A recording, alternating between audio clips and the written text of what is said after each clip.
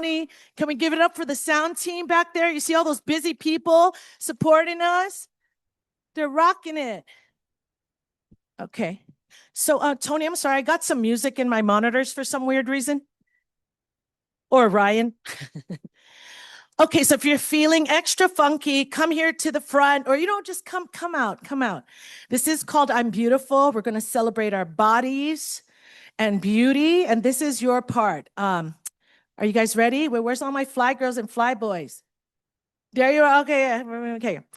From my fingers to my toes, to the smile on my lips, from my belly to my booty, to the curve on my hips. You got it. I'm beautiful. Let me see that.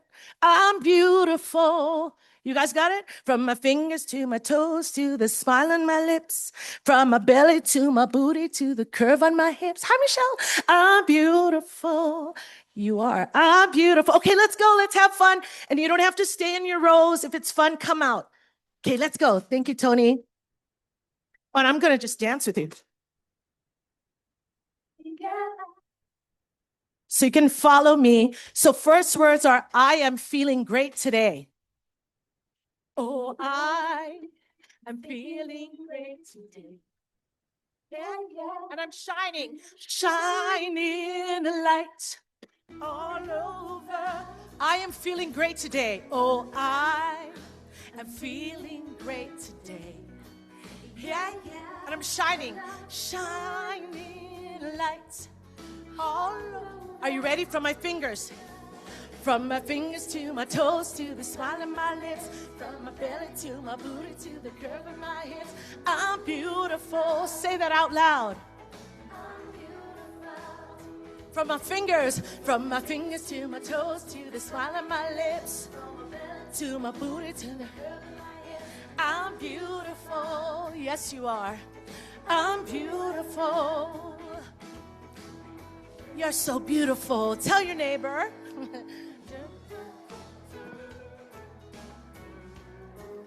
I'm shining. Okay, next verse. I am feeling love today. I'm feeling love. Oh, I am feeling love today. And I'm shining light. And I'm shining a light all over. Yes, I'm feeling love today. And I'm shining light all over. Come on, from my fingers to my toes, smile on my lips, from my belly to my booty, to the curve of my hips. I'm beautiful. Yes, you are. I'm beautiful. From my fingers to my toes, to the smile on my lips, to my booty, the curve of my hips. I'm beautiful. I'm beautiful. So I want you to thank your beautiful body and just shine with that joy. One more time. Yeah. From my fingers to my toes, to the smile on my lips, from my belly to my booty, to the curve of my hips. I'm beautiful. Don't you know I'm beautiful? From my fingers to my toes, to the smile on my lips, from my belly to my booty, to the curve of my hips. I'm beautiful. I'm beautiful. So beautiful. I want you to give yourself a nice big hug. And then shine your light. That was so nice. Okay, don't sit down. This is the money song. Just follow me. I think we can do the money song. Oh, can you guys do this? Okay. And then we're going to do a little bit of electric slide. Okay, you got it? Come out of your seats if you need room. Come here in front. So it goes like this. So this way. I got moolah, I got cash. Back. I got money in my pocket. I'm first class. I got moolah, I got cash. I got money. I forgot my boom, sorry. I'm first class. 'Cause I deserve deserve. Then you're gonna go, I'm making money and it feels so good. I'm making money. I'm making money. That's right. I'm making money. I'm making money and it feels so good. We're going to shoot, shoot, like this. You guys look so good. Electric slide. I got beaches, I got bling. Back. I got fortune leaning on me. Got everything. I got riches, I got bling. I got fortune leaning on me. Got everything. Cause I deserve it all. I'm making money and it feels so good. Let me hear you. Yeah. Baby, I'm rich. I'm making money. Feels so good.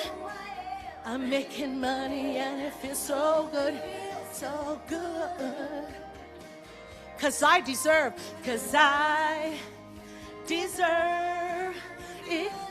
I'm making money. So let me hear this side. I'm making. Oh, I hear you. What about this side? Yeah, the middle. I'm making money and it feels so good, so good. Doesn't it feel good? Does money and riches feel good?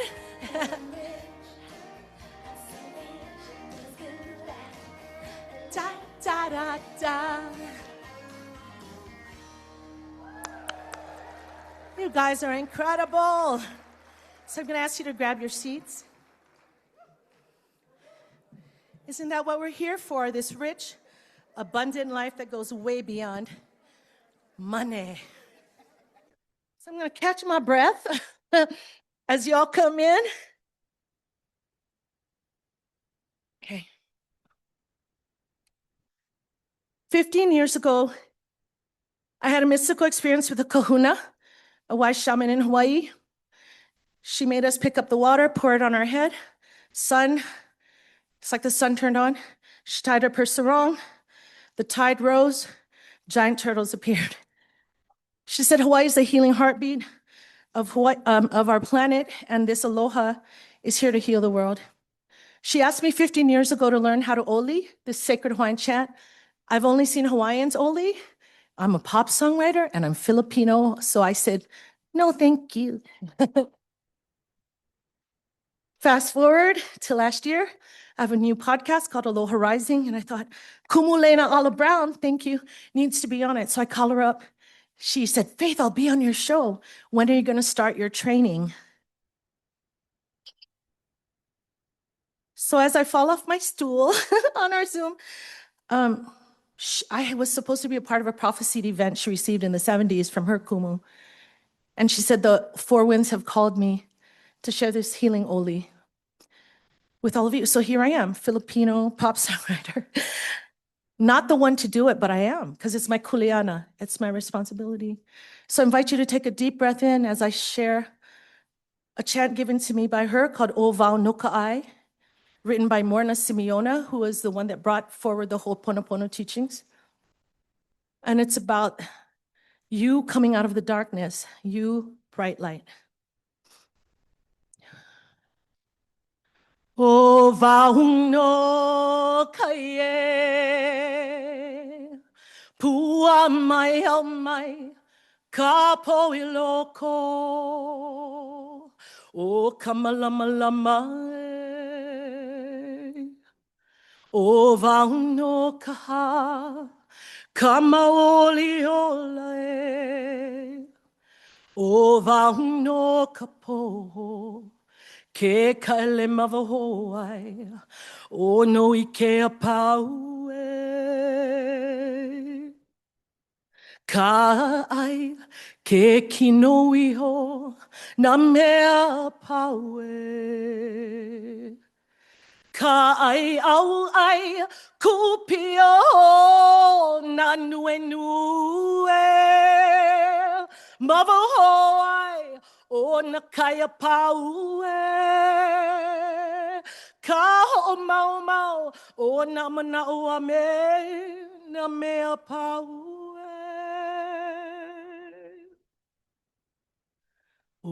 vauno kaho, a me kaha.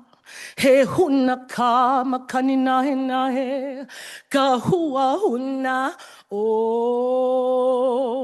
kumulipo. O vauno kai e. Mahalo, mahalo, mahalo.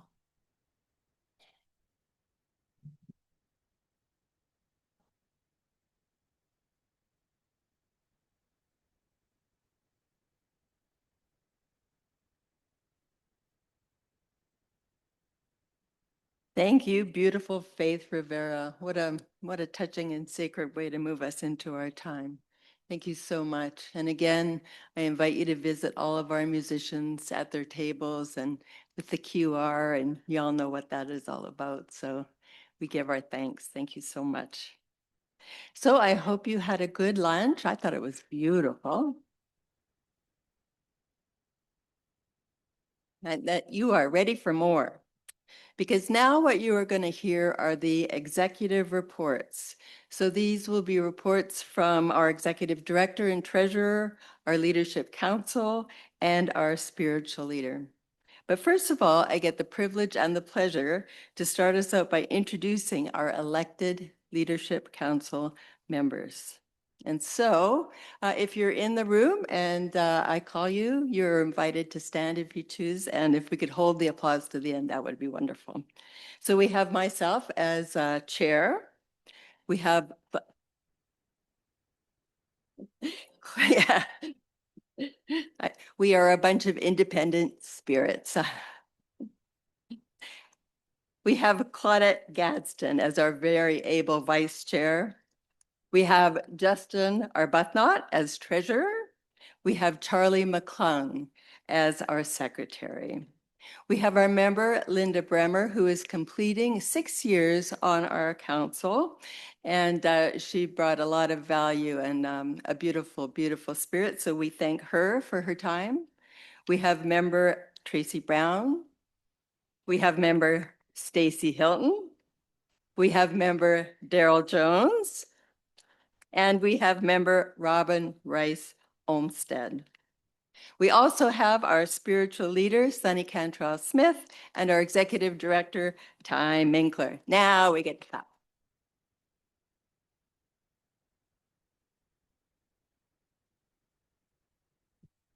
Beautiful. And as I'm sure that you all know, our movement would not be what it is without the dedication of all of our volunteers, which includes our council, and so very much more. You know, there are people who serve in big and beautiful ways that you might recognize, and there are many who serve behind the scenes in much more discreet ways. But we are so grateful for the volunteers that for sure we could not do it without everybody's participation. So let's give a hand for our volunteers.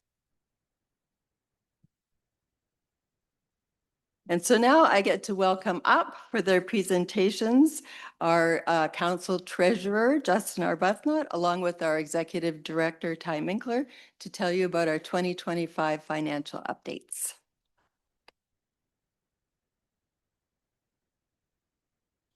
And we're making money and it feels so good. And we're making money and it feels so good. Can I get "and so it is" on that one, please? All right, thank you. So I'll be introducing Tye up in just a minute. I only get 5 minutes, so I didn't want my spotlight to be taken by somebody else. Treasurers rarely ever get to be in the spotlight, so what can you say? In February of 2025, I was approached with the opportunity to be on the Leadership Council. And at the time, I'm like, what, who, me? Why me? What would I could ever contribute? And I had to stop and think about it. I have a large financial background, and I've been participating in Science of Mind since 1987, when I first went to Religious Science Church of Atlanta with Kennedy Schultz. I have a lot to contribute. And I'm just now realizing there's more than 13 little faces on the screen that I'm normally seeing when I do these reports. There are a lot of you out there. Good afternoon. And then upon accepting that appointment for a term that will be expiring this year, I guess the rest of the council, in their infinite wisdom, decided, since I had a financial background, that maybe being treasurer was the most appropriate role for me to play. And I'm just honored and privileged to be of service. I have to tell you, in all the financial roles I've ever played, this is the one that has the most meaning to me. Because I'm clear, I'm in my 60s, and my legacy is to make sure that this teaching continues to exist for the same young gay man who was dealing with all of his community dying from AIDS back in 1987, that they can walk into a place and hear a preacher, a minister, a man of God say, "You belong. We love you. Nothing wrong with you. We're here for you." All right, let me get to the numbers now. All right, so I'm here just to give you a brief synopsis, and then Tye will come back out here and give you a little bit more detail. But what I did want to illustrate up here is that, look at 2024. We had a loss of 621,000. In 2025, we had a loss of 42,000, which was within our budget. Now, I had very little to do with that, but I get to take the credit up here and say that. But I also wanted to give you a bit of note here that 42,000 loss included a 409,000 loss on the sale of the building. And we were able to pay off bondholders without any discount. And to me, that has integrity. That has integrity in our teaching. So it's really an acknowledgement of the community that stepped up. We had a donor that gave a significant amount of money in a bequest to make sure that we could fulfill on all this. So this is something for this whole community to take ownership of. Key sources of revenue are committed giving, which you'll be hearing a lot about. It has gone up 62,000 this year. And we had 18 centers who became super centers. And my vision is that there's 224 super centers in 3 years. And I know we can do it. Why? Because the money's coming in. Yes, it is. Individual contributions and bequests, again, went up quite a bit. There was that one individual bequest that came in that helped us to be able to sell the building with integrity. Global support services, licensing come in higher, education's come in higher. And you heard Holly talk about on the magazine publishing that there were issues that we're doing on the resubscriptions that got fixed. And therefore, we're able to keep our magazine in-house and not think about having to disband from our own publication. Real quick, the top notes for 2025 are assets, liabilities, and net assets. Really, our primary asset and our primary liability is Camp Cedar Ridge. Other than that, we don't have a lot of other significant assets that we're dealing with here. So we're a lean, mean machine, ready, poised for growth. And I mean that because we're not encumbered by a lot of legacy issues or past or debt. One thing, I've got 52 seconds here. One of the things I want to make sure that I do acknowledge, because there's past leadership that has gotten us to where we are. And there's a finance committee, and the finance committee is comprised of past leaders who, to take Reverend Deb's analogy about the sausage, when I first got here, I was like, this is some weird sausage. The value in their contribution is that they've been able to give the accurate story and the things that led to the decisions that got us to where we're here today, so that we can actually learn from those, not repeat some of the choices, but also to be free from it. So on the finance committee, I'd like to acknowledge Alice Reed, Stephen Brabant, Michael McMorrow, and Steve Gabrielson, who give me such great wisdom and history of this organization that I'm just so proud to be a part of. So let's give them a hand as well. All right. So now I'd like to introduce somebody. I'd like to introduce Tye Minckler, who is you know him as your executive director, but I know him as a close personal friend. And I had the privilege, when the finance director position was open here, I handed him the job description and said, you need to apply for this. And he said, no, they wouldn't want me. I said, that's not your no to have. Let them say no. So Tye Minckler.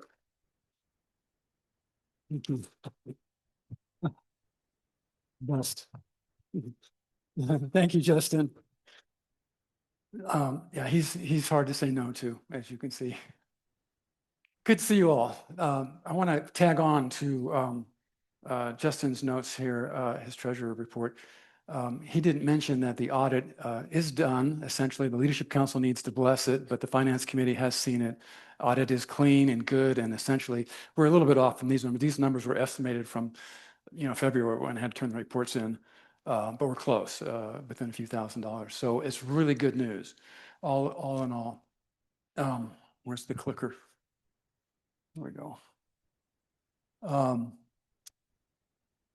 Where are we? No, back. Okay, we'll start there. Okay, so Justin showed the 2025 actuals to 2024 comparison. I'm looking here at the budget comparison, and it's really important to be in budget, right? I want to say it's just me doing the finances along with Heidi, our bookkeeper, and there's some question about, well, can you do both jobs? Well, we've got it so streamlined, it's not a full-time job anymore to do finance. And I'm hoping that we can even outsource that part of it sometime later. But in the meantime, it's pretty easy for me to take care of it, as streamlined as it is right now. Simplification is a process we've been working on for years, and it does pay off. Okay, so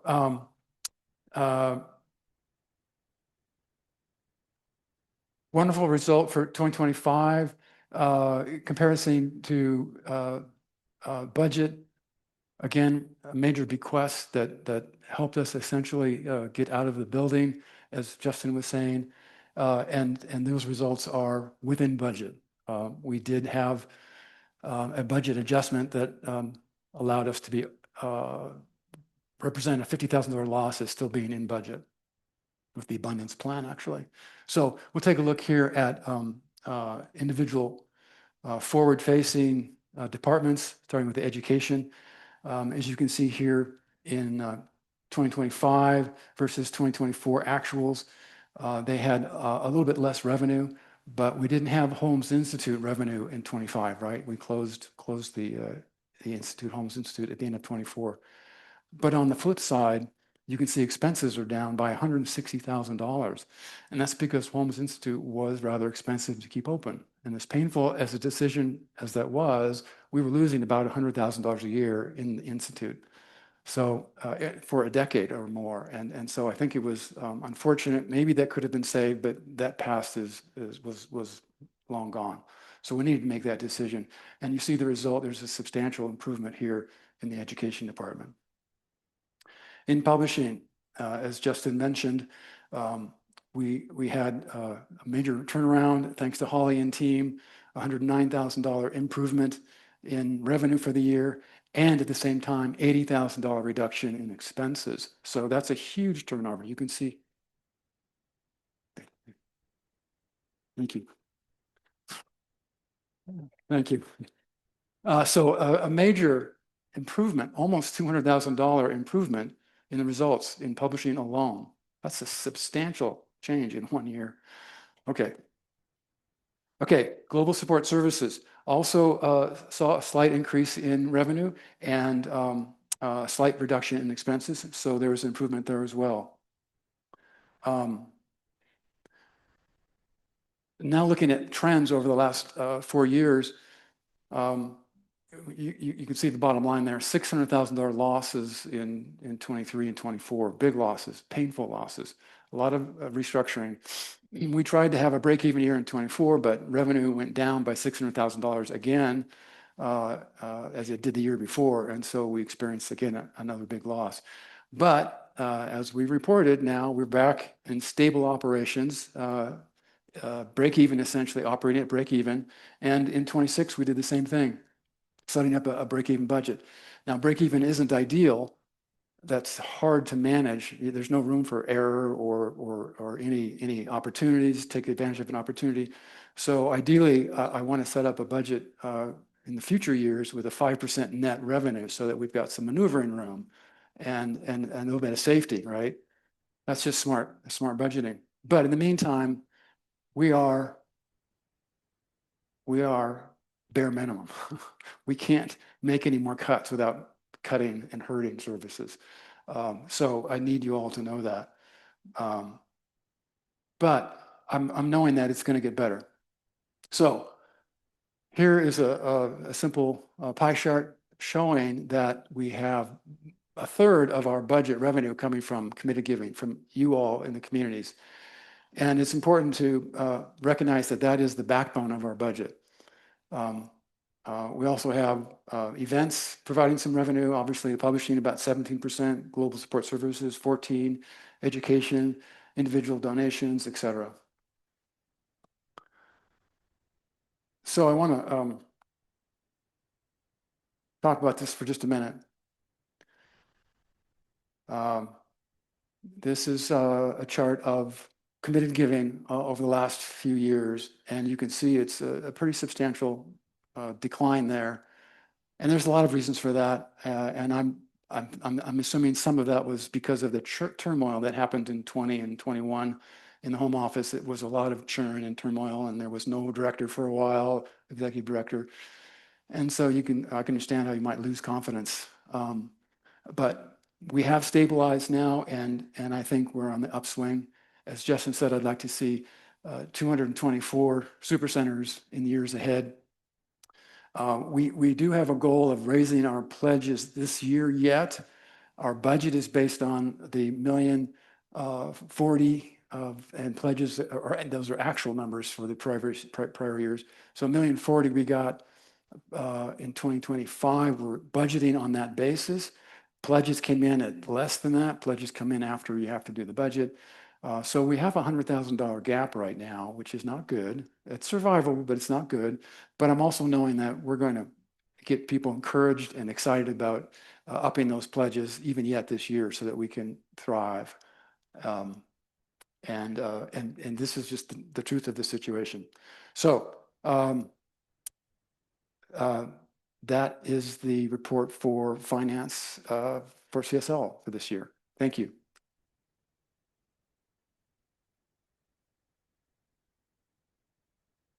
And it's back to Deb. Okay, thank you.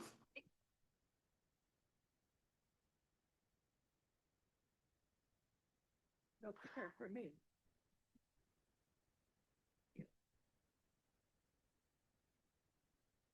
We got big people and medium people and smaller people. So I want you to know what an incredible honor it is to serve as your chair of the Leadership Council. You know, this is very, very honest. It is nothing that I had ever aspired to, but it feels like a divine call, and I am so grateful to serve. I'm so grateful to have been asked to serve. I am also grateful that I have the time and the resources to devote to it. And apparently I have a lot of historical and organizational memory that I for sure hold very tenderly, and I trust is useful. And of course, that goes along with always the desire to adapt to our changing times with that sense of freshness and innovation. I think we have a phrase, something about open at the top, moving us towards our ever greater yet to be, and I'm for that for sure. So I have never given a chair of the council report before. And a year and a half ago, I had never been on the council. And so it has been quite an adventure. And it has been a great experience with a remarkable group of people. And I am not saying that because I'm a religious scientist and I like to be positive no matter what. I am saying it because it is true. Your Leadership Council is an amazing collective of wisdom and heart and beautiful people. And so apparently there is a slide that the magicians are going to bring up that shows a snapshot of what the council has been achieving in the past year. So there is the sale of the Golden Building, there's an outreach program, and there's all those great things. And they're all really important. And I want to share maybe a more felt sense of what is happening and where we're going. And so we all know that there is a lot happening in the world, and it has had an effect on many things, and that includes our organization. And so what I know is that we are all immersed in this thing called race consciousness, and we are blessed to have a sacred teaching that encourages us to see beyond. I like to think of myself as a pragmatic idealist. And as that, I have learned to hold two things at once, the small f facts and the capital T truths.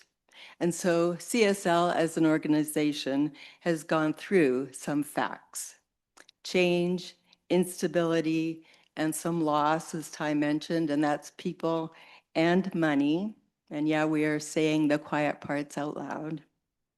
And I can share that there has been a time of regrouping, of stabilizing, and really taking an honest look at who and how we are as an organization.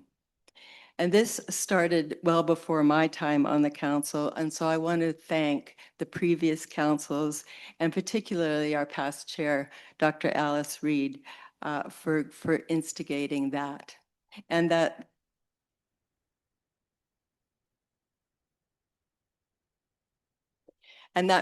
progress, that change continues very consciously today.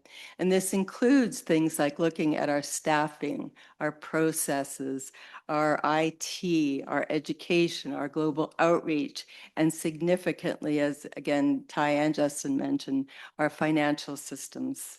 And as they pointed out, and I'm so happy to say, having a balanced budget in 2025 feels like a beautiful, stable, good thing.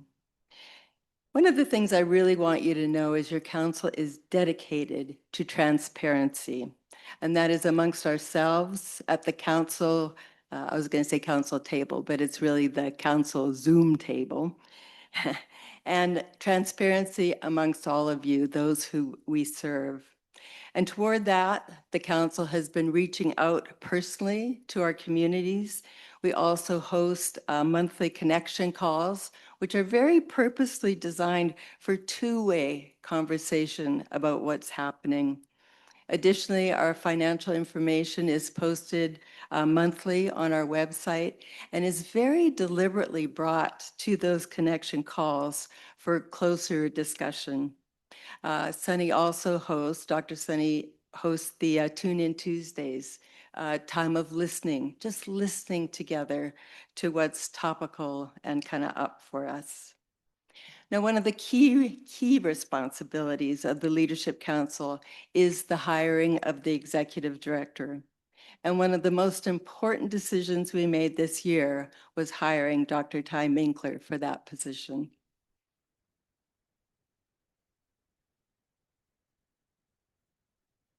And as anyone who knows me knows that I have high regard for his exemplary skills and abilities. And I also have a deep respect for his heart. And if you see him all teary up here. And if you haven't met him, I encourage you to just go up and say hello. He's an extraordinary person. Also, in the spirit of transparency, and again, somewhat in deference to our financial position, but more so towards that goal of fostering greater stability, as Tye mentioned, he is currently doing two official jobs. One is the executive director, which oversees vision and leadership. It's kind of the where we're going and why. He also serves as finance director, which is all things fiduciary. And he also serves more unofficially, but very much in the capacity of general manager of our head office. So as my friend likes to call them, the mothership. And so he takes care of all of that. And it is a lot, for sure. And fortunately, Tye is surrounded by very able people, the home office staff, who do really good work and who genuinely go above and beyond. And if you know me well, you'll know there's very little Pollyanna in me, and I wouldn't say it if that wasn't the truth. So I am grateful to them. So another accomplishment of the council this year was updating the job descriptions for both the executive director and our spiritual leader. And in that, the role of spiritual leader has been expanded. As always, Dr. Soni Cantrell Smith, as our spiritual leader, holds our vision and represents Centers for Spiritual Living externally. And her role also officially includes now the active support of the internal life of Centers for Spiritual Living. That means she works directly with our people and our communication, our communities. She works with our education, our ethics, and all the spiritual aspects of our organization. Her role includes keeping sacred our culture and our mission, as well as networking with other New Thought organizations. And all of this in the spirit of being better together, locally, organizationally, and globally. CSL also has an executive team, which is our executive director, our spiritual leader, and in this case, myself as chair. And for this, I love the analogy of a strong, stable, three-legged stool. So we meet weekly to discuss the state of our organization, things like strategy, purpose, vision, mission, and we also share counsel with and for each other. And in my humble opinion, we are definitely better together. Also better together are all of our councils, our staff, and most importantly of all, our peeps, our communities. This is you, the good, blessed boots on the ground, the place where the teachings and the philosophy of the science of mind actually intersect with the real world in meaningful and life-supporting ways. And in my thinking, that is the only purpose for all and any of that is done at all. So I want to circle back for a second to that idea of stability. Now, I know that stability isn't, what do they say, sexy, but stability is important for right now. And don't worry, I don't think that Tye, Soni, or the council will let it linger for any longer than what serves best. But I do want you to know that getting our balance on has been really, really important. And it won't be the main thing forever. However, it is the foundational launch for everything that comes next. And so, what's next? Where to from here? So some seeds have already been lovingly placed into the ground. And for me, both as chair and as a minister, one of the most important seeds is the intentional focus on deepening the connection and the communication with our field, with our affiliated communities, with the us. Another seed is the revision of the affiliation agreement. And so all communities have had the opportunity for input, and we'll have another chance at that here at the convention. And if you're maybe unfamiliar with the affiliation agreement, this is that so important document that literally creates the relationship between our communities, our organization, and the movement known as Centers for Spiritual Living. It is the sacred agreement that we belong to each other. More Seeds, the council, along with our executive director, has launched the Abundance Plan, which lays out above and beyond all of the usual ways that CSL supports our communities through things like licensing, publications, events, and education. This is ways of actively engaging together through conscious collaboration and outreach. We've also undertaken a community revitalization program, mentor partner program, lots of names I know, but all of them are about actively supporting our field to thrive with that end in mind of awakening humanity to its spiritual magnificence.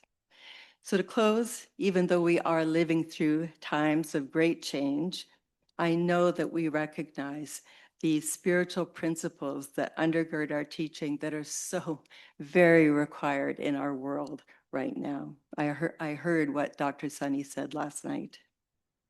And I think it is divine right order and truly no accident that this is the year of our 100th birthday. 100 years since the first publication of the textbook and the Science of Mind magazine. It's also 100 years since the incorporation of the Institute of Religious Science. It's a great opportunity to be reminded and to celebrate what being together is all about. And so this is the journey that we're on, and we all hold a share in creating our next. It is about consciousness. It is about working together. It is about supporting each other and strengthening a movement that reveals a world that works for all and all beings everywhere through providing spiritual tools for personal and global transformation. So your participation matters. All of us contributing together matters, and we are in it better together. So I want to thank you. I want to thank you for your patience as we grow. I want to thank you for your support for all that comes next. And I want to thank you for all the ways that you contribute, your presence, your generosity, and your heart. So thank you.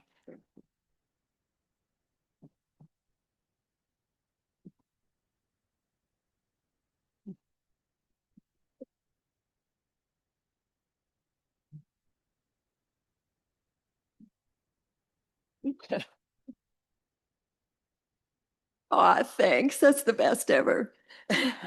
So I am blessed to work with a beautiful spiritual leader. I used to live with one, and now I get to work with one. Don't ask me which one's better. They're different. They're different. It's all good. So it is my pleasure now to welcome out our spiritual leader, Dr.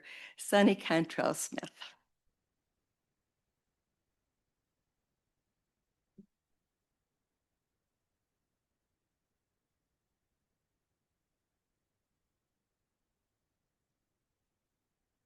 How y'all doing? All right. Here's the clicker. So, Soni Cantrell Smith here. Thank you all for being here. Again, I want to reiterate that I appreciate all of you and value your time that you spend here with us. And we are in it together. So thank you so much for that. I'm here to give a report. I've already got the word that I have to hurry, that we're running out of time. So our first slide there, as you know, we are committed to tithing as an organization, and we like to give back to those organizations that we feel are running along the same path as us. And so there's our committed giving tithes for 2025. Thank you. Yeah. I also want to do a brief talk about the spiritually motivated, socially engaged team. And I want to make sure that I thank Reverend Dr. Sunshine Michelle Coleman for her dedication for the last few years. I think I don't even know how many years she's been on there. I would say 10. But I really want to acknowledge her dedication to SMSE. And our current members include Luisa Rivera, who's a practitioner, and she's now the chair, Reverend Beth Lingari, Io McClinney is practitioner, and Reverend Obakane Gaete is also on our team. And that's kind of what we have done together this year. DEI, has done so much. It's been amazing. I want to thank Reverend Christine Monks, who is our chair, Brenda Lambert. Yes, absolutely. Rebecca Hiroka, who's practitioner, Daryl Jones, Reverend Daryl Jones, who's the liaison from the council to Leadership Council to DEI, Reverend Sharon Mitchell, and Rob Ward, who is a practitioner and is one of our newest members. And you can see there all of the things that the DEI committee has done, and they've done a lot. So we really appreciate them. The Global Outreach Committee is amazing. And I just want to talk a little bit about some of their stats. They've grown their social media presence, including 1,600 Facebook followers. They've coordinated and facilitated 4 CSL certificated courses, plus other courses with students from 5 countries in Africa.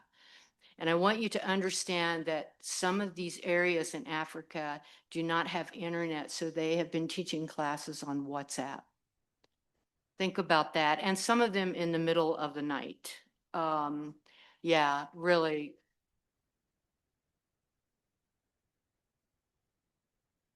And the individuals that are the committee members are the chair, Reverend Trish Hall, the vice chair, Bonnie Gonzalez, who's a practitioner, Nana, Reverend Nana, who is also on the, is also chair, secretary, Reverend Sharon Mitchell, the team and the spiritual director, Susie, I'm not sure I'm pronouncing this right, Belande. Also Joser, and Alexandria Muser, Ellen Suazo, and Barbara Samuel and Michelle Senegal. And so if I left anybody out, I apologize. But they are doing absolutely extraordinary work, and go to their table, talk to them. They are amazing. Some of the other things that the spiritual leader does is they write a few statements here and there.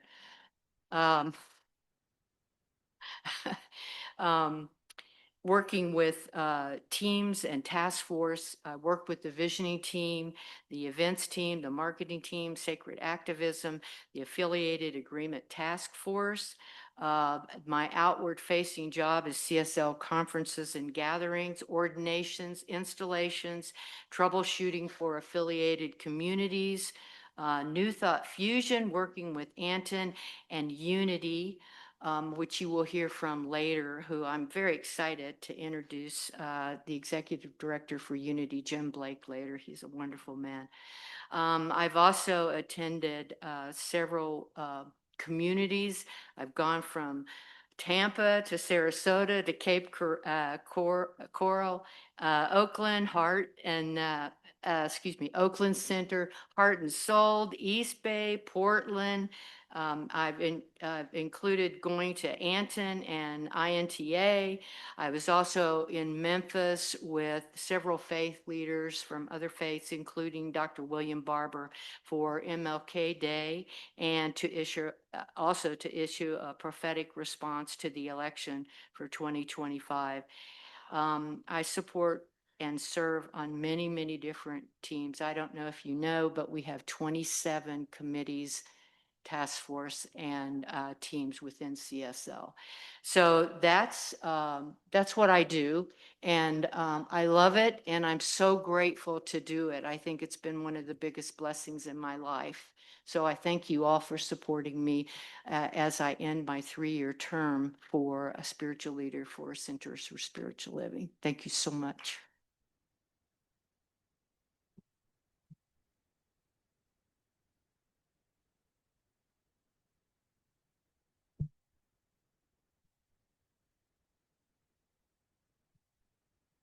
I also want to remind you that before I leave the stage here, that in 2020, prepared by our spiritually motivated and socially engaged committee, under the direction of one of my favorite people on the planet, Dr. Edward Viljoen, they created a Centers for Spiritual Living Guide to Voting, and it's been republished and it's out there on the table, and I encourage everyone to pick up a copy. It is, it's pretty inclusive, and it's pretty comprehensive for us as members of the Centers for Spiritual Living. You know, when I was a little kid, I always wanted a brother. I always prayed for a big brother. How did I know that I would get one here at Centers for Spiritual Living? You know, I'm a crybaby too sometimes, and we got a lot of crybabies here on stage. So I want to introduce and call back up someone I'm proud to call my brother, who is full of heart, Tye, come on out.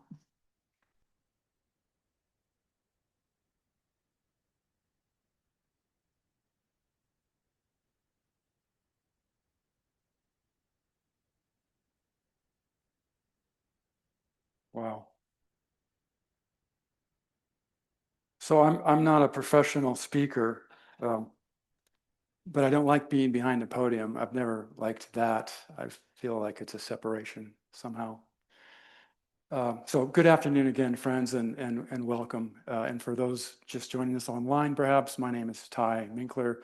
I have the privilege of serving as the Executive Director for the International Home Office. It is wonderful to be with you here today. It's so exciting, and I'm so glad you all are here. And I'm sorry if you're not here in person, you're watching, you're missing the experience of the feeling of the love in this room.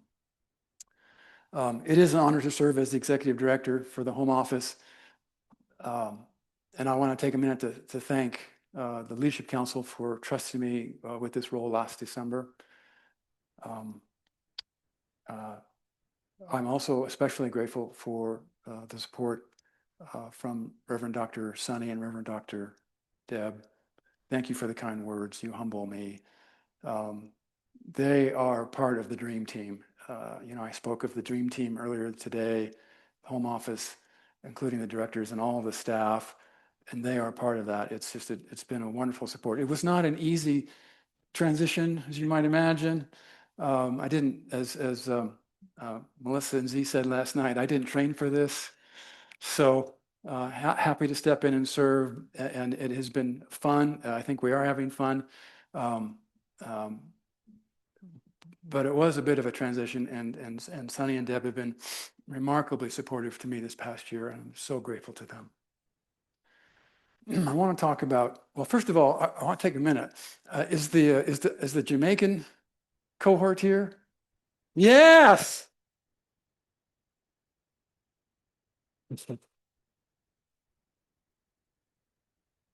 Well done. I I think they win the award for the furthest traveled. I know Dr. Jim Lockhart is here, but he had to be here anyway for a license or something. So you guys win it. And I think you also win the largest contingent from any country. Well done. Well done. So I want to talk about possibility and joy today, but I want to name the elephant in the room. And Soni did it last night, and Melissa and Z did it last night as well. There's just a lot of craziness in the world right now. And I don't care what side of the aisle you're on or what country you're from, it's a bit chaotic. It's noisy. It's destabilizing. It's painful.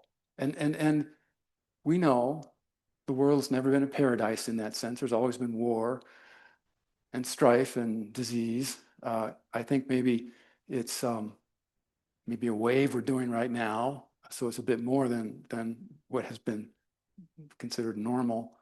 But I want to name that and set it aside so that we can focus on the joy here today and this week.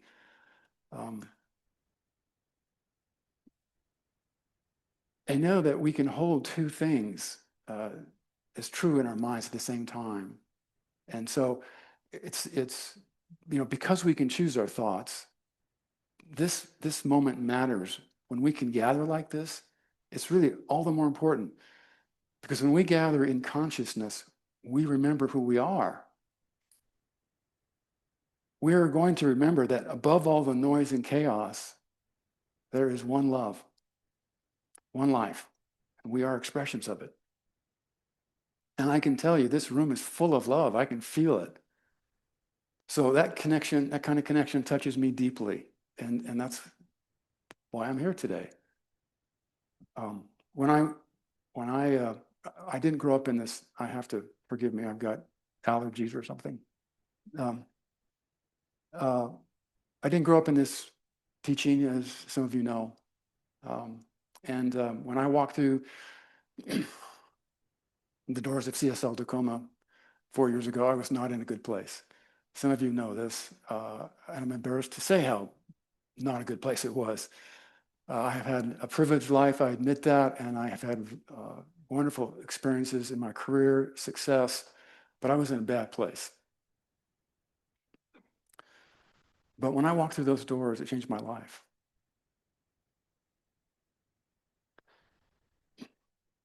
No matter how many times I tell the story, it makes me emotional.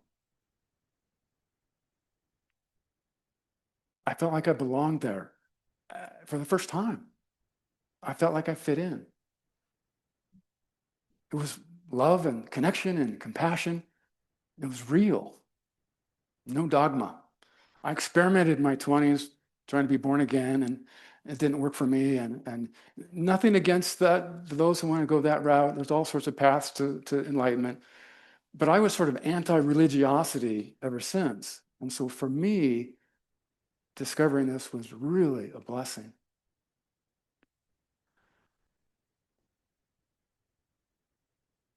At CSL Tacoma, I learned about the healing power of compassion and acceptance and belonging in community. The power of the science mind principles just amazed me. We heal people. We energize people. I see it every Sunday. It's amazing. It's beautiful. So walking through the doors at CSL Tacoma led me to a path I couldn't have imagined then, including the path that leads me to standing in front of you here today. And here's the thing. I don't pretend to know how to be a great executive director. I don't have all the answers.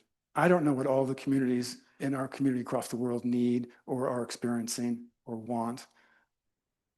But I do know this. The world is hungry for belonging and connection and love.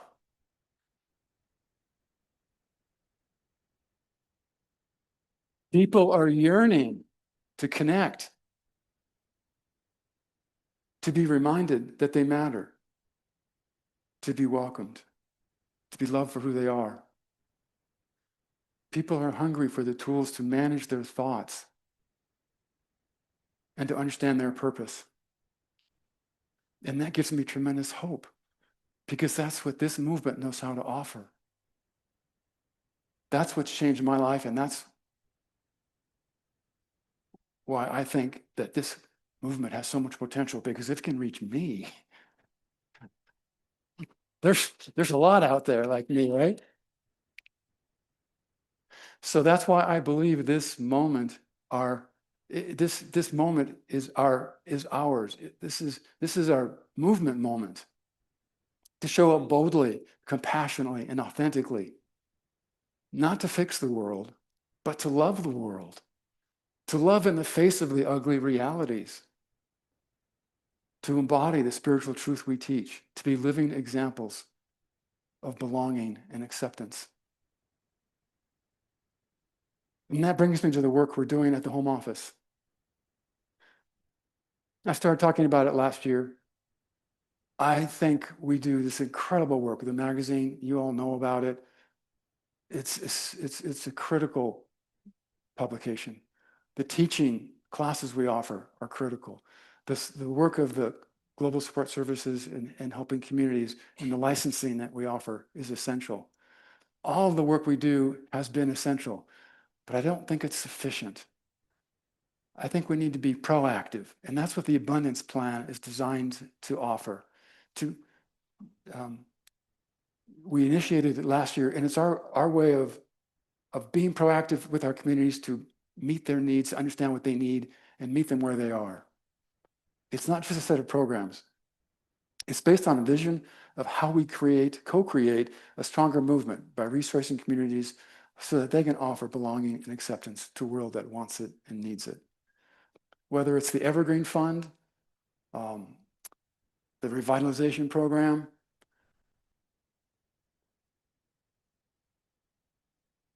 the outreach calls, or now the capacity campaign.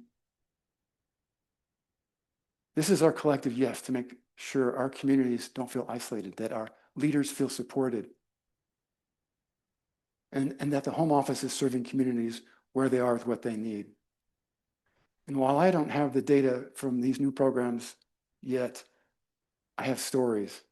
Stories tell me that the home office is having a positive impact on these communities. And so let me share 3 short clips so that you can see and hear how each in their own way is benefiting from partnership, support, and connection with the home office. Hello, this is Joe from Greater Orlando Centers for Spiritual Living. I wanted to take a moment and express our gratitude for the Evergreen Grant and the way that it has amplified our commitment for growth and outreach. Because of this partnership, our online engagement has increased dramatically. Our reels are reaching new audiences, and we're welcoming individuals who have discovered us through social media or Meetup. We've also maintained steady attendance through the winter seasons when many centers typically decline. Our renewed newsletter has re-engaged members and even inspired some to return in person. The Evergreen Grant has truly been a blessing to us. It has been a catalytic empowering us to extend our visibility. So thank you for investing in us and in our future. Blessings. My name is Bruce Smith, President, Practitioner and Board President at the Center for Spiritual Living, Antelope Valley. We are proud recipients of an Evergreen Grant and very grateful to have been selected. Our outreach program focuses on underserved communities that may not have internet access. We have created a simple and welcoming bilingual Spanish-English postcard that will be mailed to families in rural communities encircling the Antelope Valley. Outcomes are yet to be determined, and we are confident it creates and encourages curiosity in our neighbors' hearts, minds, and spirits. Thank you again. Hola, me llamo Miriam y soy miembro del Centro Espiritual de Antelope Valley. Estamos orgullosos de haber recibido una beca de Evergreen y muy agradecidos de haber sido seleccionados. Nuestro programa de alcance se centra en comunidades desfavorecidas que pueden no tener alcance al Internet. Hemos creado una tarjeta postal bilingüe español-inglés, sencilla y acogedora, que se enviará por correo a las familias de las comunidades rurales que rodean el Valle del Antelope. Los resultados que están por determinarse y estamos seguros de que esto genere por mente la curiosidad y el corazón, la mente y el espíritu de nuestros vecinos delante de todo. Gracias.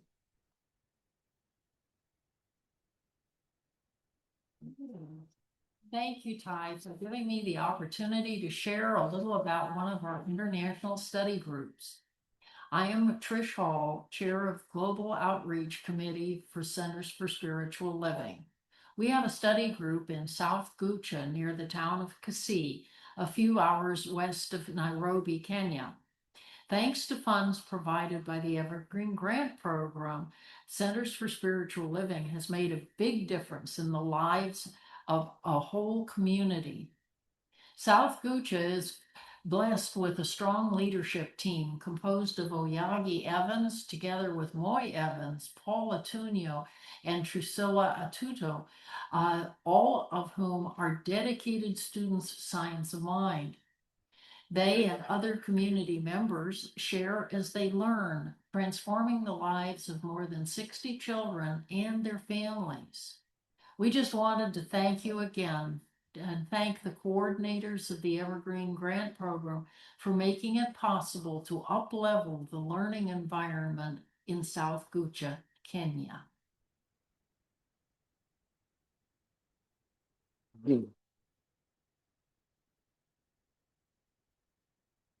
So these are just beautiful, real expressions of the impact we're having. Things that we can do together. And I think we're just getting started. So when I look beyond today, I see a beautiful unfolding. I see a CSL that is a well-known option rather than just stumbling into it like I did. I see communities growing from 300 plus to 600 and doubling again to 1,200 over the next decades. I see our followers going from 30,000 maybe today to 60,000 and then 120,000. And that's just scratching the surface of what I know is possible for what we offer. I see communities of every type and size, all connected by a shared heart, rooted in the teachings, strong enough to serve millions ultimately, nimble enough to evolve. And one way to ignite this vision is through our new capacity and community impact campaign. We've just started a feasibility study and hope to start fundraising, private fundraising this fall. So we'll gather support from you all, and some of you all will become leaders of this, I'm sure. We're going to shape this together. And this is about raising money to engage to engage new seekers, maybe through some targeted marketing, to support some seeding new communities, to continue supporting the revitalization program with additional consulting, maybe some next-gen leadership mission grants. I knew you'd appreciate that. And all of this, of course, prioritized by the Leadership Council. But all of the funds are intended to be used for the community, to support the community in the movement and grow in this movement together. With this fundraising, I see our presence expanding across a world that is longing for what we offer: love, wisdom, and authentic connection. Those experiences that I had so strongly at CSL Tacoma. So if you see this too, if you feel this, then we have a chance to co-create an unfolding that ignites the next 100 years of CSL. And that's exciting to me. So if you're excited about that, if you're excited about a vision of an expanding CSL, not just in a community, but expanding a movement that serves the world, something it sorely needs, then it's about recognizing something that it's alive in you. And it's about helping others who are not here and not watching to feel that too, to have that experience, excitement. It's about learning more at this convention and collaborating in new ways. It's about boosting all of our communities and expanding our collective light. It's about accepting what is, releasing what needs to be released, changing what needs to be changed, and allowing ourselves to grow, to serve, to support each other. Not in obligation, but from joy, from belonging, from the simple truth that we rise together. This is how our movement expands. So as the Home Office Executive Director, my commitment to you is simple: to stay grounded in love, to stay curious, listen deeply, to lead collaboratively, trusting the wisdom across all of our communities, and to communicate with clarity. This is not about mandates. It's about an invitation to partner to support our movement. If you're all in like me, then let's have some fun together.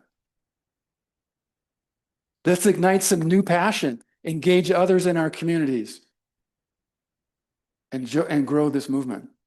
Let's walk this path together. Let me close with a simple blessing.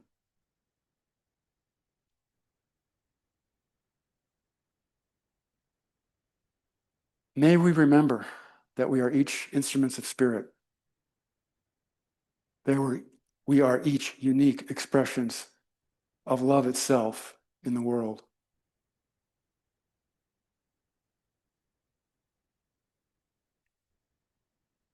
May we open gently to the possibility of something extraordinary and sacred unfolding through us. And trust that we have everything we need to meet that unfolding with courage and wisdom. May our hearts stay spacious, our practices nourishing, and our connections authentic. May we walk this path side by side, hand in hand, together in joy. And so it is.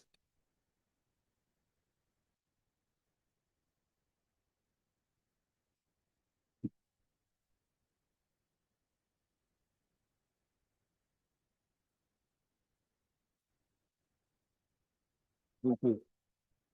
Thank you.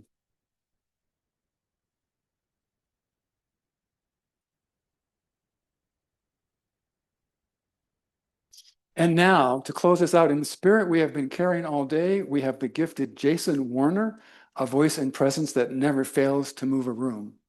Please join me in welcoming Jason to the stage. Thank you, Jason.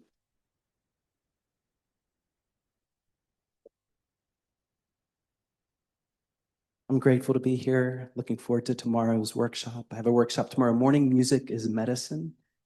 Music is medicine. I'm so grateful to be here. I'm going to dedicate this song to the earth, to the planet, and specifically to the Amazon and to the indigenous people of the Amazon.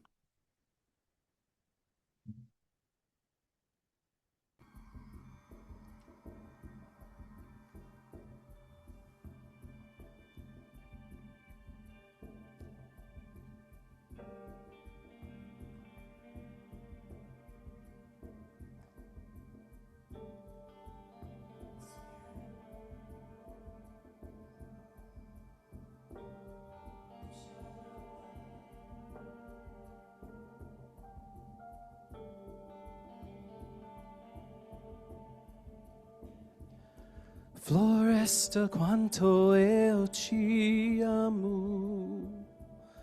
Floresta quanto eu te amo. Floresta quanto eu te amo.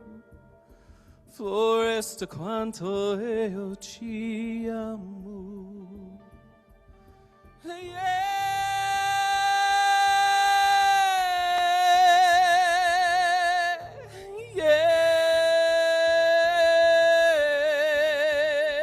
Floresta quanto eu te amo. Floresta quanto eu te amo. Floresta quanto eu te amo. Floresta quanto eu te amo. Espírito, Espírito,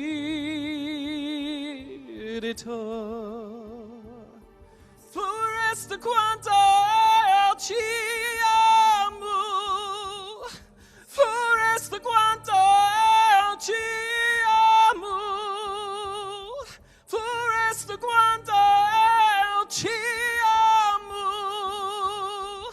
Floresta quanto eu te amo.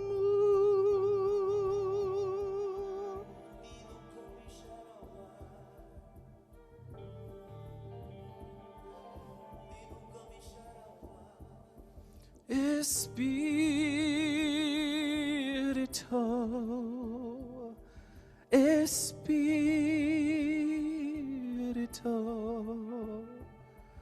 Espírito,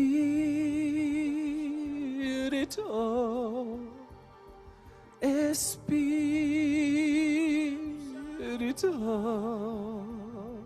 yeah, yeah, yeah, yeah, yeah. Yeah, yeah, yeah, yeah, yeah.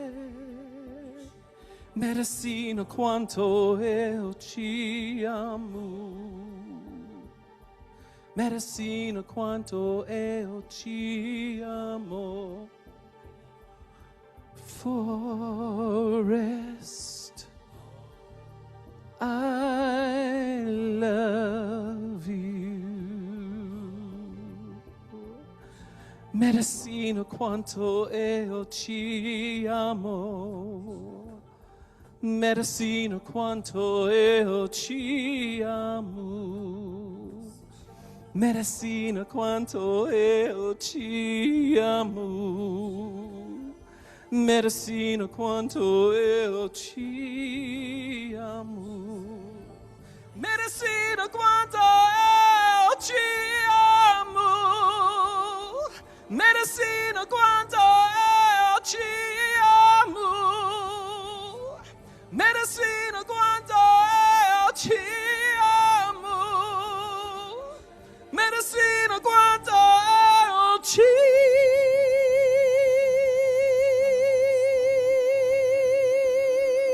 amo.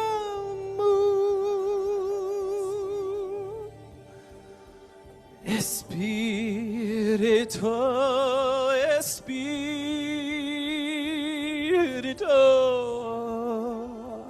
Espírito,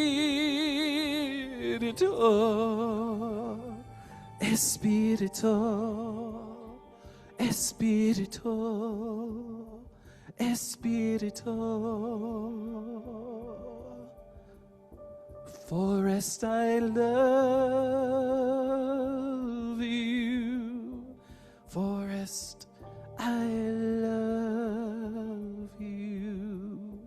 Music, I love you. Music, I love you. Espírito,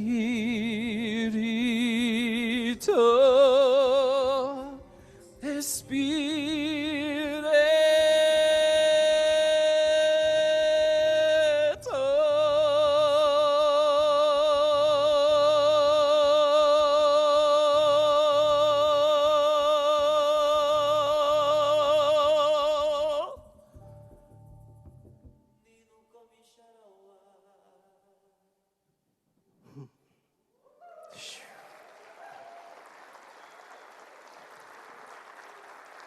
Shara, shara.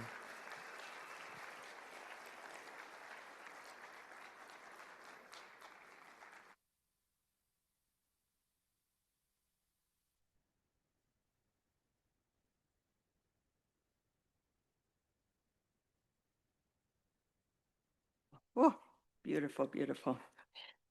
And so, thank you all for being here. Thank you for your attention. And just my own personal little thing. You saw that the Science Mind magazine would love to have 1,000 new subscribers. I want each of us to do our, if that could be 2,000, I mean, wouldn't we just be amazing? So, okay, let's do that. And so now I officially close the 2026 annual business meeting.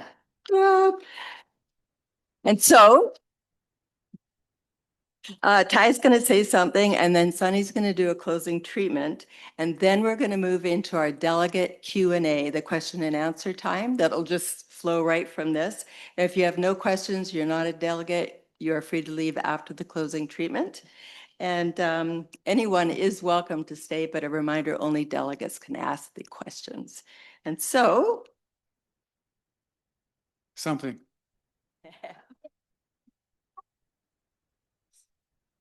Voting is going to be open at 3 o'clock, and there's 24 hours. So delegates, please vote. And if you have any questions or challenges with the voting, please email elections@csl.org. I believe we are all in this together. Would you agree? One of the things that I really love is when we do a chamber of prayer. And so for those of you who do not know what a chamber of prayer is or not familiar with it, it is when we all pray together. I believe there's a force in that, a power and an energy that cannot be matched. And so I'm going to invite all of us as the closing today to do a chamber of prayer and to raise the roof. I would love it if we would all pray for our organization to prosper and continue to evolve, expand, and to love the world. Are you in? All right, so shall we begin? Let's stand and do it. If you are able to stand and do it, I would love that. I will start.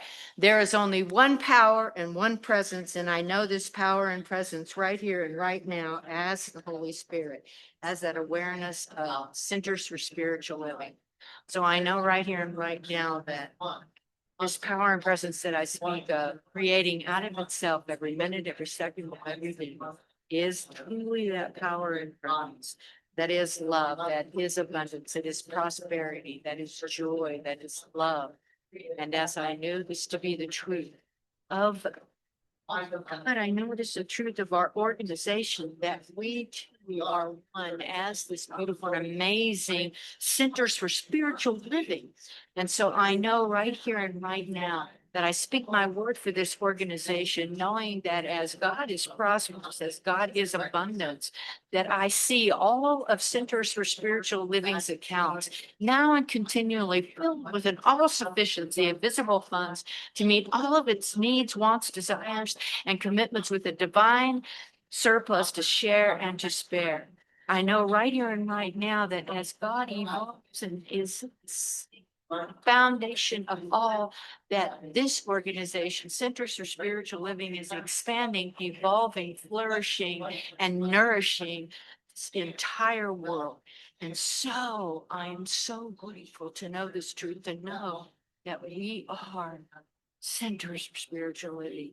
And it is with a grateful heart that I release my word into the perfect universal law, knowing that the law always returns to me with yes, yes, yes, my beloved.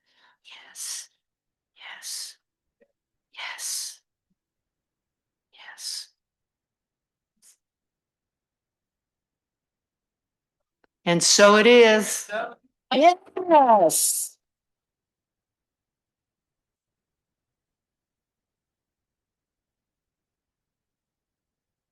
So everybody is welcome to stay. Delegates, we are available for your questions. That was a great idea.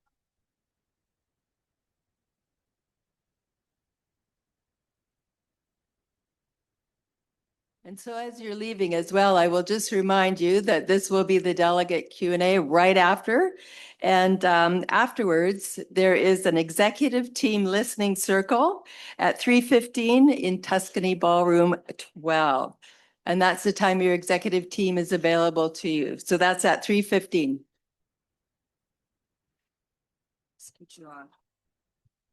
We are going to start our delegates question and answer right now. So if you're not staying, please exit and give hugs out in the gathering place where we gather.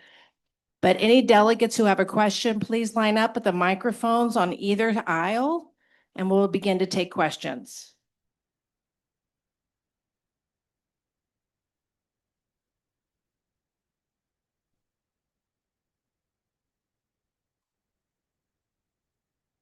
We do only have 30 minutes for questions. So if you have a question, please go to the microphone. And those again not staying, please exit so that we can hear the delegates and give lots of hugs out in the gathering place. We're going to rename it the hugging place. So feel free to head that way. Yes, Alice. Alice Reed, Centers for Spiritual Living, Capistrano Valley. We heard about the spiritual leaders job description revamp, but you mentioned there was also a change and restructuring in the executive director's job description, and I'd love to hear a little snippet about that as well. Okay. We went through to try to professionalize it. As you know, Mary is good about wanting us to be professional in our agreements and whatnot. It wasn't really written as a job description. It's kind of a combination thing. So part of it was that. Part of it was to recognize the key collaboration between the executive director and the spiritual leader, which I don't think was recognized quite as much or at all in the previous version.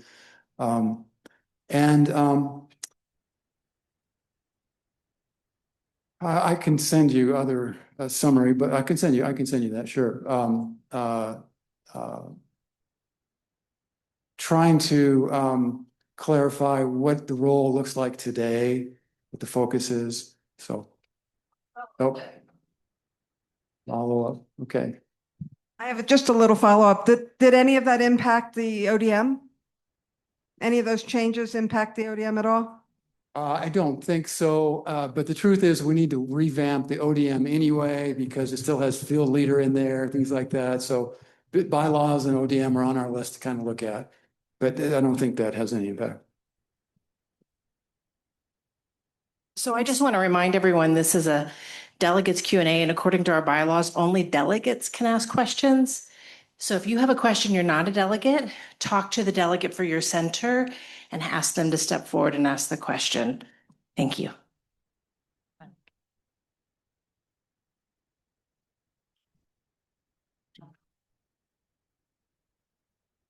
Go ahead. Me or Mitch? Yeah, you Okay. go ahead. Thank you. Reverend Sally Bartholomew and I, excuse me? Closer to the mic. Okay. Is that better? Thank you.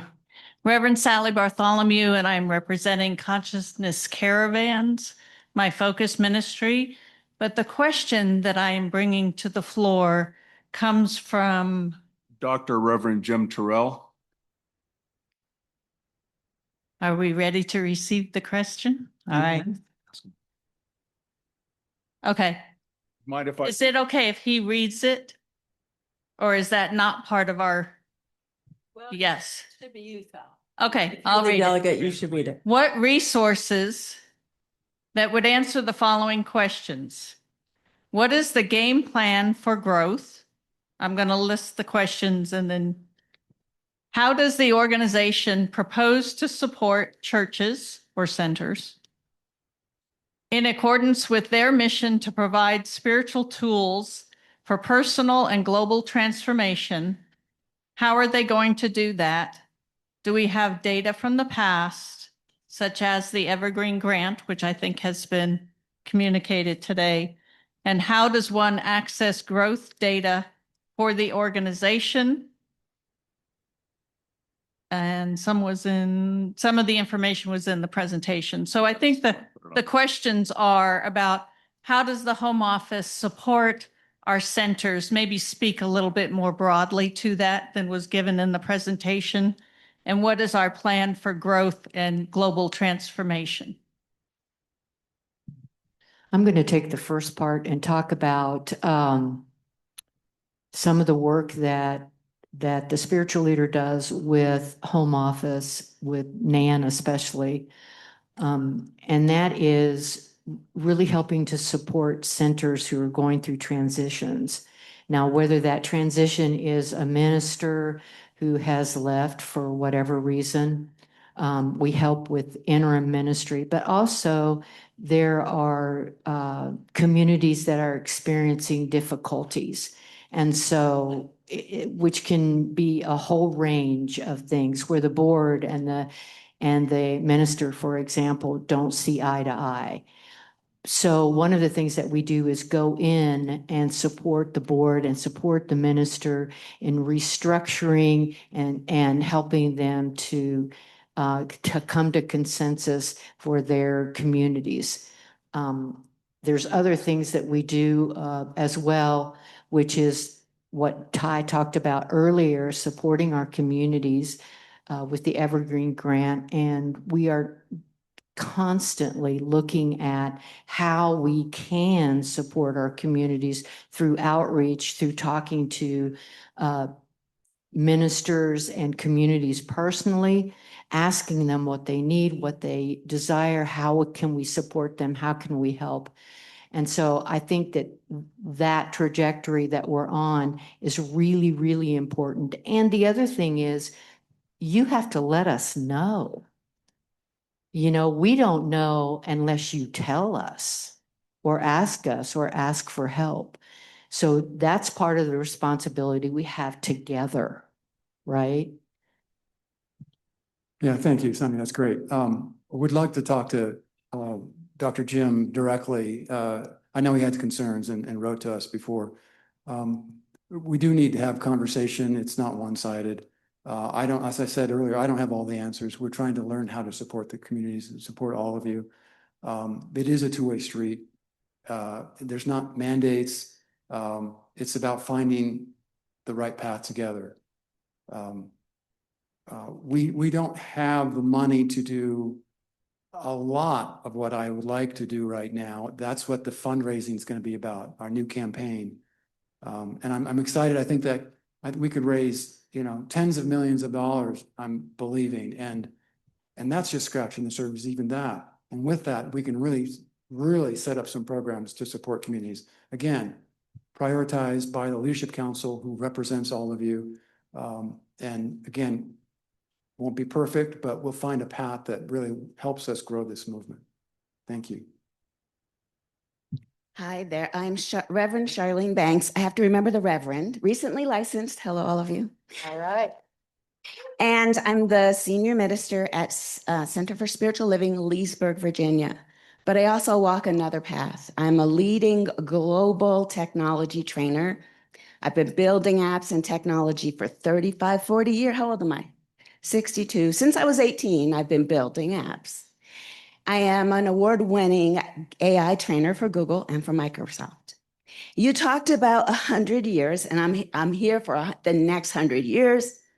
You're planning on doing fundraising to create programs, but where do you think AI will be in just 5 years? And if you don't know, it's right, none of us knows. But as I teach people how to use and leverage the latest technology in business, I come back to my center at Leesburg and I create it for us. I was not accepted in my Evergreen grant, and now I see why, because oh my gosh, you guys are doing amazing things.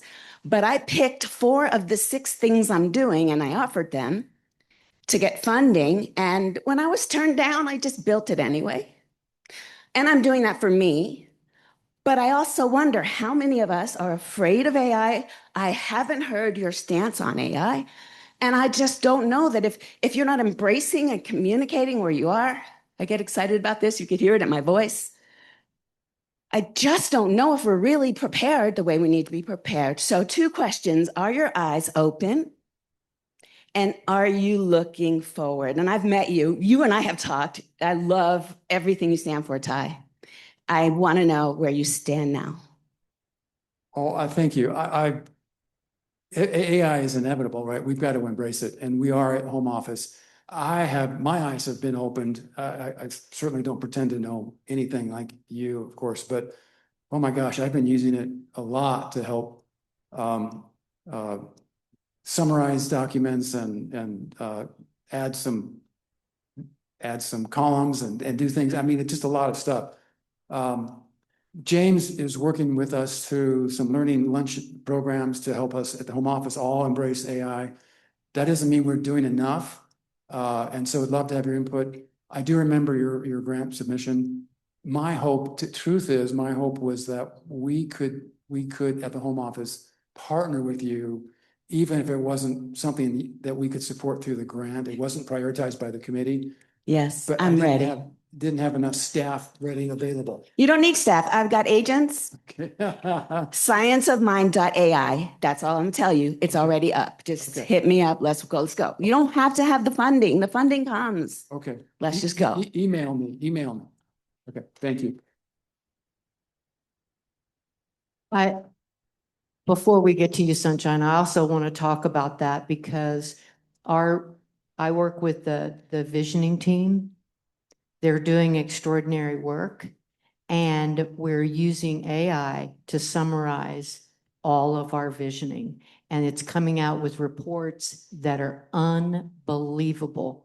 So if you have a committee or a council and you really want some visioning done, I mean, to the max, talk to me, because our visioning team is doing extraordinary work, and it's in big part to AI summarizing and doing all of the preliminary work for us. So thank you. Hey, Sunshine. Hey there, I'm Reverend Dr. Sunshine Michelle Coleman, Spiritual Director of the Oakland Center for Spiritual Living, and I am a delegate. I was trying to decide if this comment and I'll try to turn it into a question. Should go in the executive listening session or not, and I don't know. So I decided I would just stand up and say it. Come on. I've been in science of mind for over 4 decades, so very well familiar with all of the organization and have been following and participating. And I'm delighted at what I'm hearing and the progression, the growth. My question is on the structure, I believe it is, of not only our councils, which I like the way that's laid out, but specifically the organizational structure and the way, unfortunately, and I'm an HR professional, kind of retired, but I understand how downsizing happens and you know, you have to make tough choices. So I believe the structure that has been created of the staff structure that I see is effective and efficient. That said, I see more diversity on the volunteer council structure side of the minister councils, the leadership councils, the laity probably and other, but I see less of that on the staff side.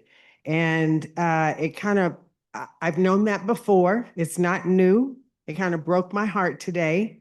And though I love everyone and I know everyone that was up there, to not see anyone of color in the senior leadership team and below that as well. I understand that we need to have people who apply for some of these positions, but I also understand that as an organization, we can target and we can do more to be inclusive to make sure that our staffing structure is diverse across all lines. I saw some gender diversity and some the LGBT, the age, but I didn't see people of color. And I'd like to ask what you're thinking about doing, what you're doing. It's important. It feels really critically important to me. Thank you. Good question. We haven't done a lot of hiring of late, as you know. It's been kind of an emergency basis when we've had someone vacate. And as you know, we cut $1.2 million out of the budget in the last 3 years, some of which is staff positions. But we definitely need to do this, need to do it better. And as we grow, as we increase staff, we need to definitely pay attention to that and make sure we fix that. So thank you for highlighting that. Thank you for bringing that up. So my name is Reverend Mitch Austin, and I'm representing the Sierra Center for Spiritual Living. I must be on the same wavelength as Reverend Dr. Sunshine, or both ex-HR people.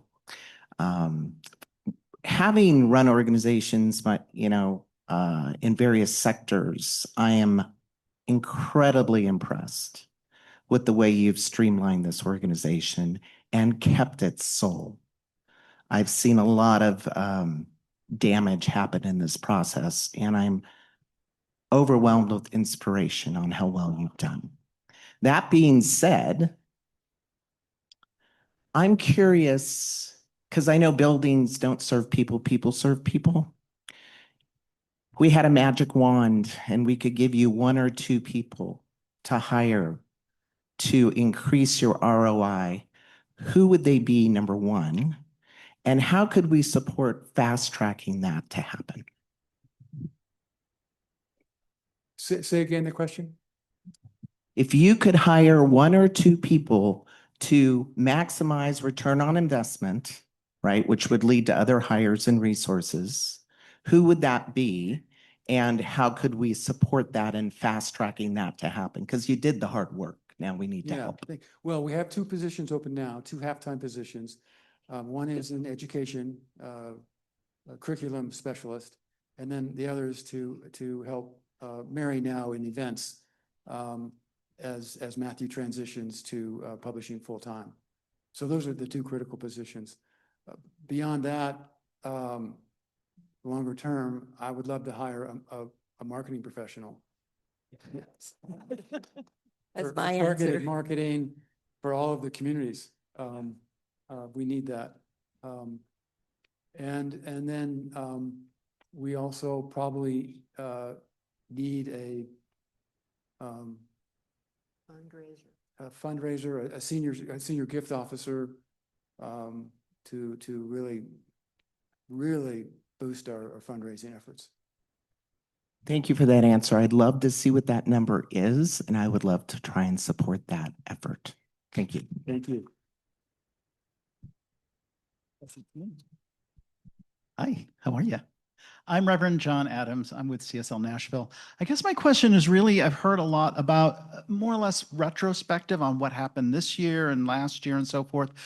I'm wondering if you're doing any strategic planning for the organization, what the next 10 years looks like. If you can tease some things out for us, that would be great. Great question. We're going to start talking about that on Saturday a little bit, I hope. The Leadership Council has been so busy kind of catching up and getting things straightened away. We had 5 new members come on board this last year, so that's a big transition in 1 year. The short-term strategy is doing the abundance plan, all the elements of the abundance plan, and then this new campaign. That's probably a major campaign over the next 3 years. Beyond that, though, there are a number of strategic issues we need to look at and address. How we can leverage the Cedar Ridge Camp relationship. And I've got a long list of things that the Leadership Council will start prioritizing. And Quick follow-up, Tye, are you actually going to do a strategic plan and a planning process? And does that have any kind of time frame around it? Well, strategic planning means different things to different people. I'm not a big fan of the 5-year plans or 3-year plans. They sit on shelf. I've been in a lot of universities where they go through this big machination and end up with something that just sits on the shelf. So I believe in something that's a bit more dynamic and should be looked at every year. But we have strategic issues to address. And so what that looks like will maybe shift year to year as we prioritize things differently. But for example, a long-term strategy might involve prioritizing seeding new campuses or seeding new communities over marketing. We do some base marketing, but maybe the council says we really need to focus on marketing, and we'll gather the evidence to suggest that instead of seeding new communities, or maybe it's a combination of both. But those are kind of things that need some research and some deep thinking about what it means and what the consequences are. So all of that needs to be addressed. The Leadership Council needs to get into that. Great. Hi, I'm Reverend Amy Daniels from Cityside Center for Spiritual Living in Chicago. I just want to thank you all and really all the people who've been up here all day. Like, you guys do so much with so little. It's really impressive. So my question is about the Abundance Program, and also just, do you have a specific ask for us this year, Tye? I know the affiliation agreement is being changed in terms of, you know, percentages and things like that. But if you could wave a wand and everyone could walk out of this room, what would you like them to do financially? Oh, that's a beautiful question. Just lay it out there. Thank you. So we have not, for whatever reason, paid a lot of attention and actively tracked and followed all of our communities, looking at the reports. So we're going to go through and clean the reports up and shorten those up, the annual reports. I'm sure you all appreciate that. We have 24 communities that we are quote unquote affiliated with that we've never heard from, that have never tithed anything. So I don't think those are really affiliations. They may not even be in existence. We got to have enough staff time to clean that up. We have other communities who are struggling. We know that. We know that they can't do any better than they're doing. And that's fine. We want to be there to help them. We do have a number of larger communities, substantial budgets, who are not supporting us more than 1 or 2%. And that's probably got to shift if we really want to have a robust home office who can then in turn support our communities in a robust way. So to answer your question directly, if we could get everyone to do at least 5%, that would be huge. And if our larger communities did that, that would be enough for us to fund the positions that we need to really be sustainable. For me, for example, to find someone to help or contract some of the finance work so that I can do more outreach work as part of my ED role instead of the finance work. But a marketing person, things like that. So that would really set us up. Then the fundraising, the campaign we do would be everything back to the communities, everything going back, whether it's seeding or marketing more or mission grants, all of that would be going back to the communities. Thank you for the question. And when you talk about 5%, you're talking about 5% of their budget, correct? Good afternoon. First of all, thank you for everything that you do and Home Office does. I'm Reverend Marcia Bancala from CSL San Jose, and several of us from San Jose were inspired by what you had to say, Dr. Soni, last night about engaging in the world and knowing that the world, especially our nation, needs this teaching. And so what we're wondering is, what ideas do you have? Are there concrete thoughts about how that we will do that? And then tied into education with this, is there a specific plan in this regard to upgrade the certificated classes and the content? Because I think several of us are finding that we end up spending a lot of time trying to make it more relevant. Thank you so much for that. I appreciate you. First of all, the education, it is all being upgraded. As Reverend Ryan talked about last night, one of the things that we're really shooting for is to engage people that are unfamiliar with science of mind and taking science of mind into a practical aspect, how you can use it in your life every day. When it comes to also to classes, we are starting to open them up with more. We just opened up a class on diversity, which will really help individuals to understand some of the cultural aspects of what's going on in the world and how we can help. The other thing is I have lots of ideas how we can all engage. Some of us are prayers. Some of us are marchers. Some of us, we get out and we write political statements and so it's all important. I'm a spiritual realist. I can hold the reality of the world on one hand and see the truth, the spiritual truth of it on the other hand. And that to me is a marriage when I put my hands together to pray. So there's all kinds of things that we can do, getting involved in the larger communities. I know that San Jose just did a peace walk, right? And that was amazing. And so the other part about this is collaboration with everybody. We don't have to do this alone. And so if we can exchange ideas and say, this peace walk that we did was very successful and it worked and it was wonderful. And let me help you how to do your peace walk. There's so much that we can do, but it really depends on the individual and where your heart is. If you want to pray and that's what you need to do, then please pray every day for peace for our world, because it's in jeopardy right now. Does that help? Yes, in that. And I would love to come to Jose and help you all out. Oh, San Jose. Great. Yes, I think we all fully believe that we all have our own path of being active, and that praying is the starting point for all of us. So I was looking for, like you mentioned, an idea of sharing and things like that. I was looking for if there were some centralized thoughts that you were pursuing. Coming your way. Okay, and then the second question is on the education, is there a schedule or any kind of a plan that we can see? That would be for a question for Reverend Ryan. Reverend Ryan, Okay. yeah. And I know we have just brought out some new classes, and I think we're prepared to bring out more in the summer. Plus, we're advancing education for practitioners.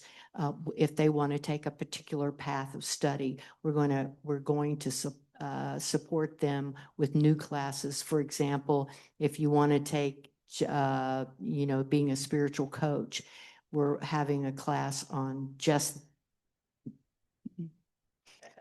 And I'll take that as thank you. Yeah. I appreciate that. Yeah. Yeah.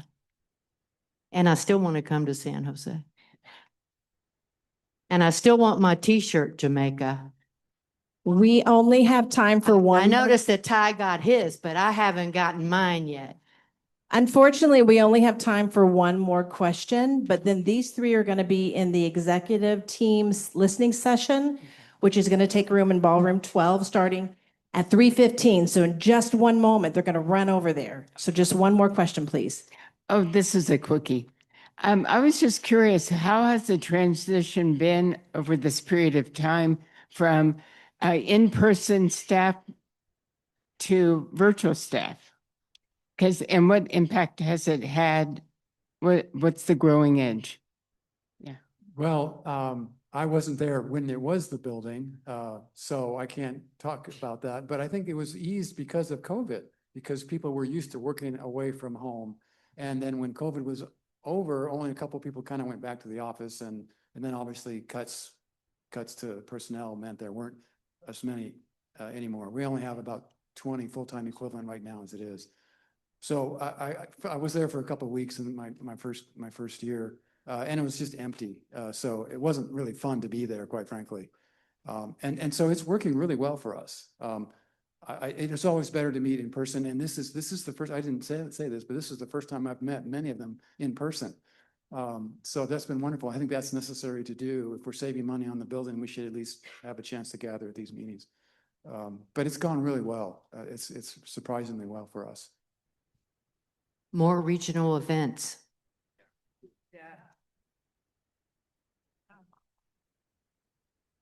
Okay, I think we're complete.